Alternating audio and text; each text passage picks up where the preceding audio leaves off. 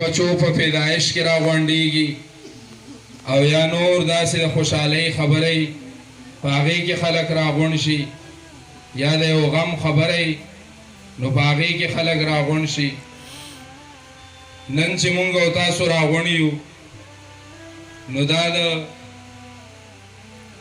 قرآن مجید د ختم په حوالې سره مونږ راغونډ شوي یو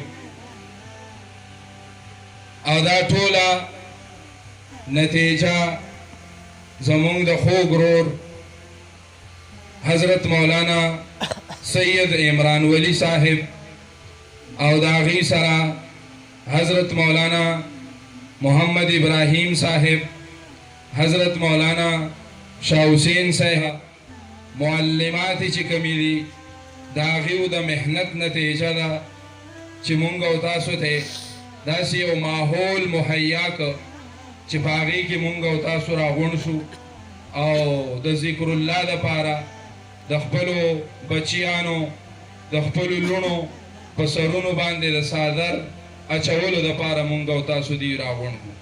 په دې باندې د الله تعالی لوی شکر ادا کول پکار دي. زما محترمو عزیزانو، چونکې مجلس د ختم القرآن په حوالې سره دی، ستاسو مخې ته یو څو خبرې عرض کول غواړم.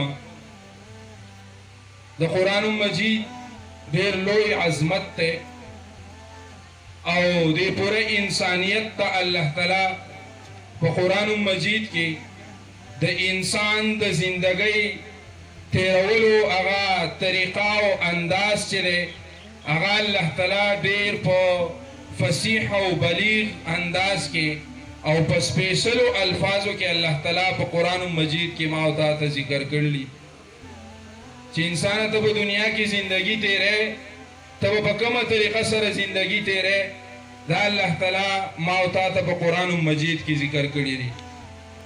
دا ډېر لوی کتاب دی. الله تعالی چې انسان پیدا کړ، حضرت آدم علیه السلام الله تعالی پیدا کړ او بیا د هغې نه بعد د انسانیت دا سلسله شروع وه تر دې حده پورې چې ما او تا الله تعالی پیدا کړو. د هغې نه مخکې زمونږ او ستاسو خوږ پیغمبر رسول الله مبارک دی دنیا ته الله تعالی را لېږلی او د دنیا معاشره کې هم دغه اصول دي چې چاته څوک د چا خواته لاړ شي یا چاته څوک محبوب وي دوسي د چا نو هغې ته هغه څیز ورکوي چې هغه کوربه ته زیات خوښ وي او زیات ورته محبوب وي. دغه قرآن مجید الله تعالی زمونږ او ستاسو خوږ پیغمبر رسول الله مبارک باندې نازل کړ او د قرآن مجید نزول پر رسول الله مبارک باندې وشو. او کله چې قرآن مجید نازلېده نو په غار حرا کې جبریل امین راغی او رسول الله مبارک راغوښتلی و غار حرا ته. هلته کې د قرآن مجید اولني آیتونه چې نازلېدل اقرأ باسم ربک الذي خلق. جبریل امین رسول الله مبارک ته عرض کوي چې اقرأ باسم ربک الذي خلق خلق الانسان من علق اقرأ وربک الاکرم. رسول الله مبارک فرمایي ما انا بقارٍ، زه خو قاري نه یم، دا زه نشم ویلی. جبریل امین هغه خپلې سینې ته رانږدې کړ، بیا وایي اقرأ باسم ربک الذي خلق. رسول الله مبارک فرمایي ما انا بقارٍ، زه قاري نه یم، نشم ویلی، دا لوستل زه نشم کولی. په درېیم او آخري ځل باندې جبریل امین رسول الله مبارک خپلې سینې ته رانږدې کړ او رسول الله مبارک فرمایي چې دومره زور یې ماله راکړ چې هغه زور هغه تکلیف ما محسوس کړ او بیا ورته وایي اقرأ باسم ربک الذي خلق. نو رسول الله مبارک د دغه درېیم ځل وینا نه بعد بیا اقرأ باسم ربک الذي خلق د قرآن مجید اولنۍ مدرسه هغه غار حرا وګرځېده. د قرآن مجید اولنۍ تعلیم چې ورکړی شوی دی هغه په غار حرا کې ورکړی شوی دی. الله تعالی فرمایي الرحمن علم القرآن. په دې ځای کې الله تعالی د رحمان دا صفت ذکر کړی دی. دا د دې وجې نه علماء کرام فرمایي په دغه ځای کې شاګرد رسول الله مبارک دی او استاد الله تعالی په خپله دی. اوس تاسو سوچ وکئ چې د کوم یو کار شاګردي هغه رسول الله مبارک کړی ده او د کوم یو کار استازي هغه الله تعالی کړی ده، هغه کار زما دارونه علماء کرام کوي. نو د دې سره به مونږ مینه محبت کوو که نه به کوو؟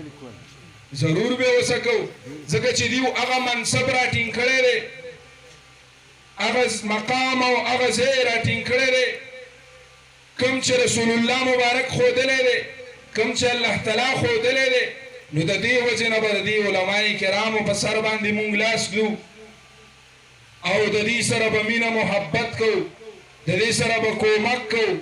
دوی چې زمونږ نه څه مطالبه کوي په دې مدرسه کې به مونږ امداد کوو، د دې سره د دې خپلې بچیانې به راولو او دلته به یې داخلوو د دوی سره.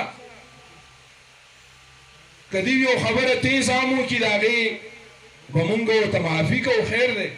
دا زمونږ مشران دي، دا زمونږ علماء کرام دي، دا زمونږ دا بچیان سمې لارې ته راکاږي. که یو بچی بهر ګرځي هغه خوشی تشی عادت کېږي، د پلار او د مور قدر ورسره نه وي، په معاشره کې د بل چا قدر نه کوي. خو یو بچی ته مدرسې ته راولي، یو بچی ته مدرسې ته راولي، هلته یې داخله کې د رسول الله مبارک په تعلیماتو باندې هغه روانه شي. دغه عالم رور زما ورته سبق وښیي، دغه ورته د مور او پلار تربیت وښیي، دغه ورته د دین لاره وښیي. نو دا بچی به بیا ستا دپاره د فخر سبب ګرځي، دا بچی به بیا ستا دپاره د فخر سبب ګرځي.